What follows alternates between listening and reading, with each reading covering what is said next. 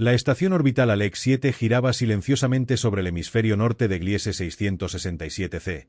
Sus paneles solares captaban la tenue luz de una enana roja. El equipo de 6 científicos a bordo estaba en el 43º día de una misión rutinaria cuando llegó la primera señal. Una serie de pulsos de radio en frecuencias que no deberían existir, originados de un punto vacío en el espacio, a 120 kilómetros de la estación. Brianne Moca, coordinadora de la misión, ajustó los parámetros del telescopio electromagnético por 10ª vez, pero los registros permanecieron inalterados. El fenómeno, si es que era un objeto, se movía en una trayectoria que desafiaba las leyes de la física newtoniana, acelerando y desacelerando sin propulsión detectable.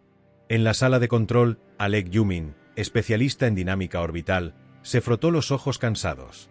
Los gráficos en su pantalla mostraban una curva imposible, como si el espacio alrededor del evento se estuviera doblando. «Esto no es un asteroide ni una nave», murmuró, más para sí que para Brianne. «Es como si el propio vacío respirara».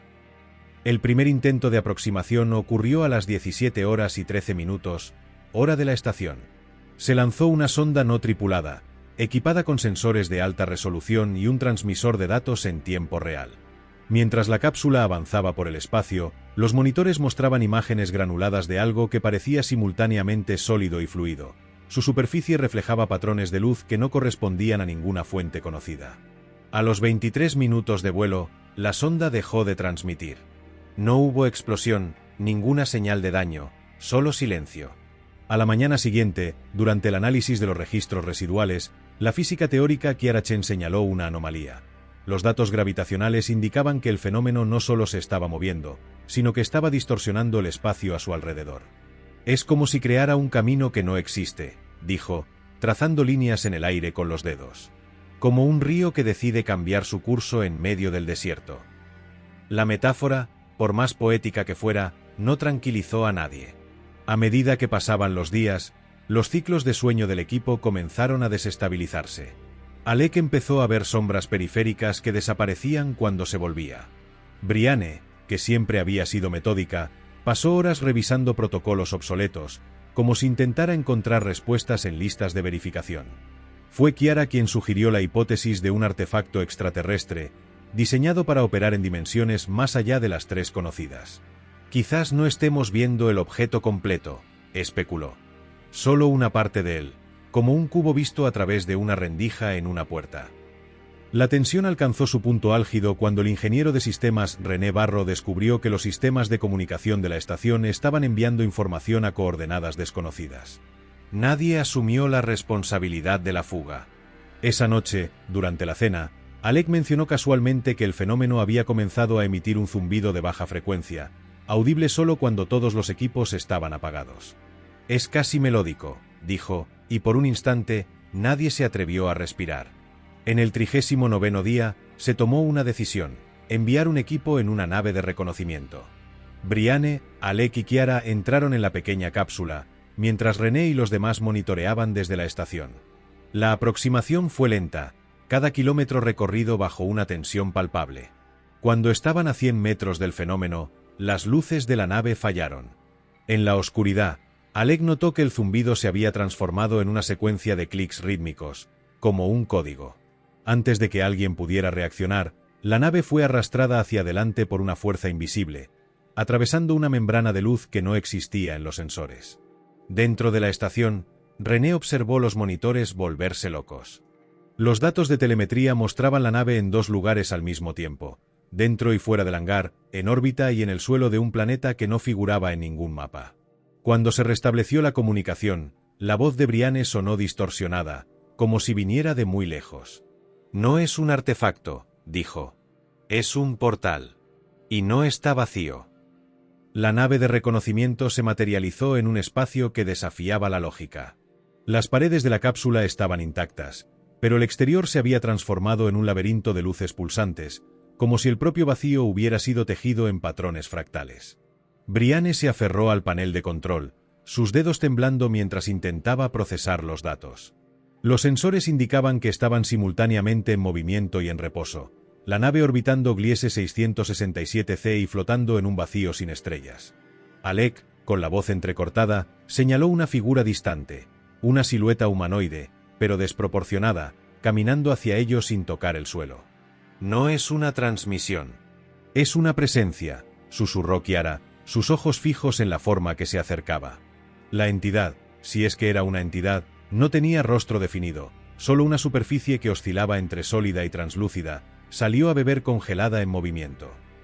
Extendió un miembro alargado, y la nave fue inundada por una ola de calor seguida de un frío glacial.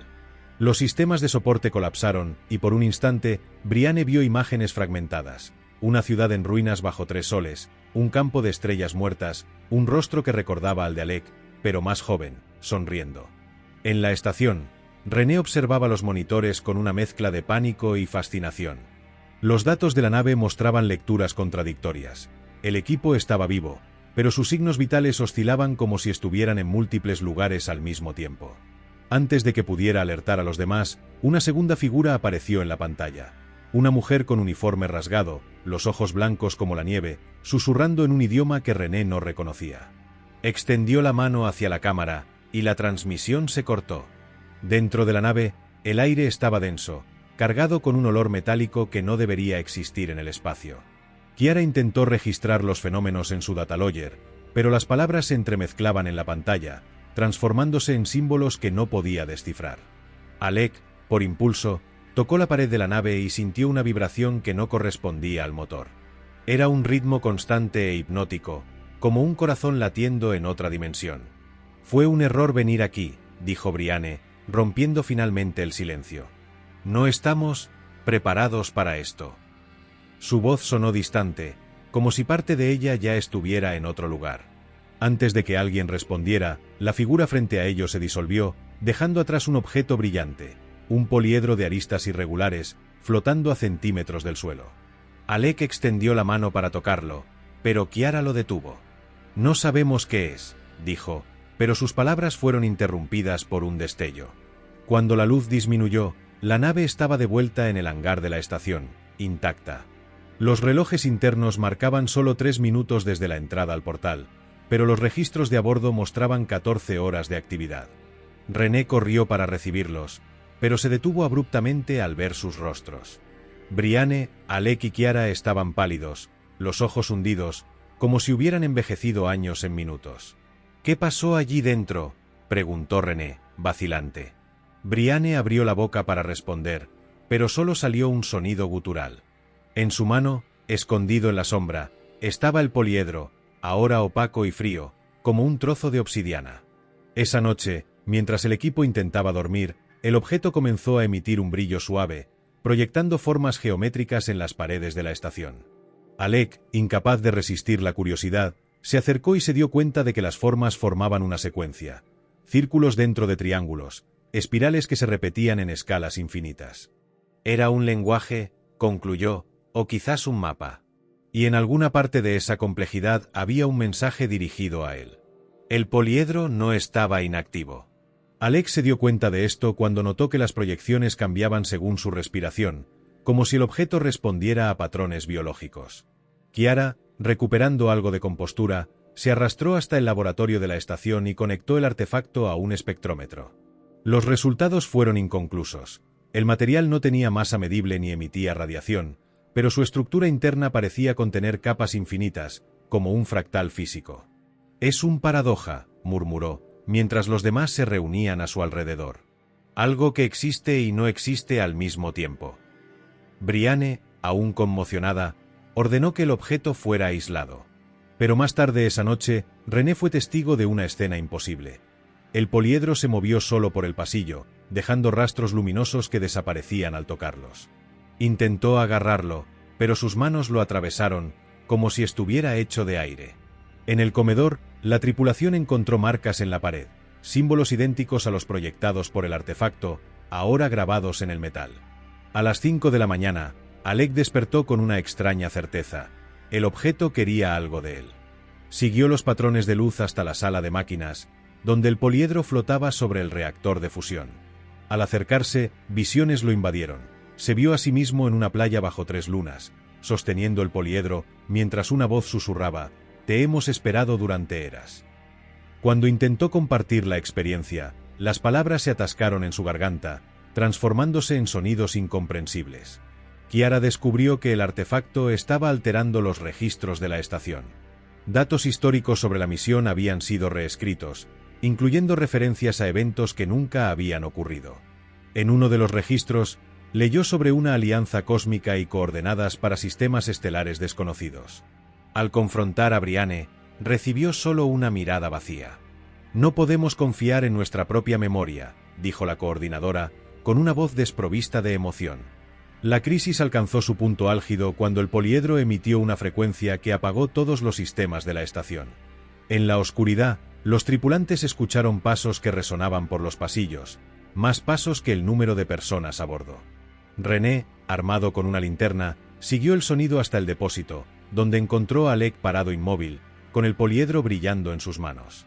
Sus ojos estaban abiertos, pero sin pupilas, solo espirales de luz. «Está aquí», dijo Alec, con una voz que no era completamente suya. «Y se acuerda». Brianne ordenó que el artefacto fuera expulsado al espacio, pero al intentar hacerlo, descubrieron que estaba fundido al núcleo de la estación. Kiara sugirió que el objeto no era una amenaza, sino una prueba. «Nos está evaluando», argumentó, mientras patrones geométricos aparecían en su piel, como tatuajes temporales. «Y no somos dignos». En la última noche antes del silencio final, el poliedro proyectó una imagen en el domo de observación, una red de líneas que conectaban miles de millones de puntos luminosos, cada uno representando una civilización.